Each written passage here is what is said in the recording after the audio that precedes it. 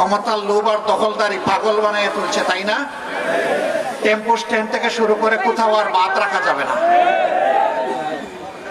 এই জন্য 24-এর বিপ্লব হয় নাই। 24-এর বিপ্লব হয়েছে সমাজ থেকে সব ময়লা পরিষ্কার করার জন্য। এরা সমাজের আবর্জনা। যারা চাঁদাবাজি এবং দখলদারির নেশায় পাগল হয়ে মানুষ খুন করে, এরা সমাজের আবর্জনা। এই আবর্জনাই সমাজ থেকে পরিষ্কার করা হবে ইনশাআল্লাহ। আমি প্রশাসনকে স্পষ্ট বলবো, আপনারা বলছেন নজরদারিতে আছেন, তাইলে ঝাপটা দিতে অসুবিধা কি? যারা নজরদারিতে রেখেছেন ঝাপটা দেন, তুলে নেন। পলাশকে তো আর তালাশ করার দরকার নাই, যেহেতু নজরদারিতে আছে।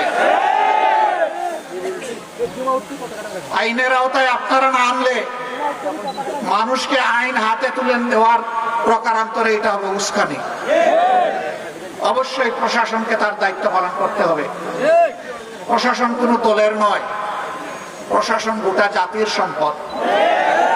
প্রশাসনকে তাদের দায়বোধের জায়গা থেকে এই দায়িত্বটা পালন করতে হবে। দল আসবে, দল যাবে, ক্ষমতা কারো কোমরের নিচে চিরস্থায়ী নয়।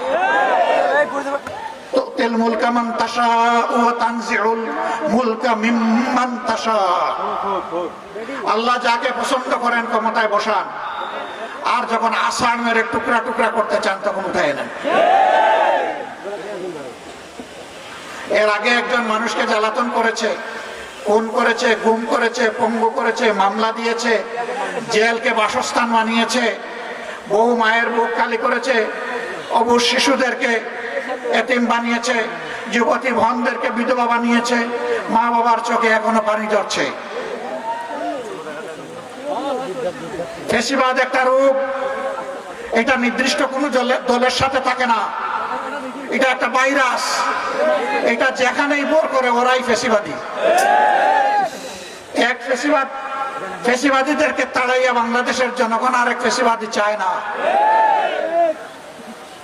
একটু আগে আপনাদের কাছে শহীদ হওয়ার দোয়া চেয়েছি না?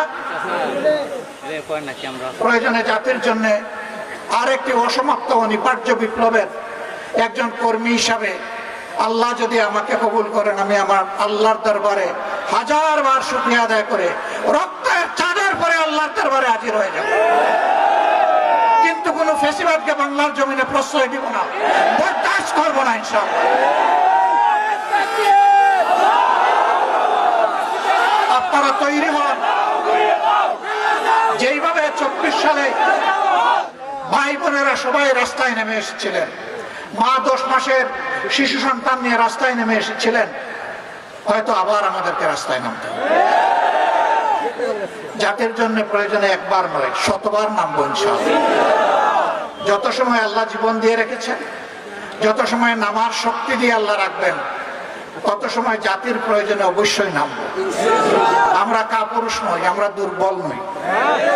কাপুরুষ তারা যারা অপরাধ করে, যারা দখল বাণিজ্য করে, যারা নিরীহ মানুষের কাছ থেকে চাঁদা উঠায়, যারা মা বোনদের ইজ্জত লুণ্ঠন করে, সে যেই হোক,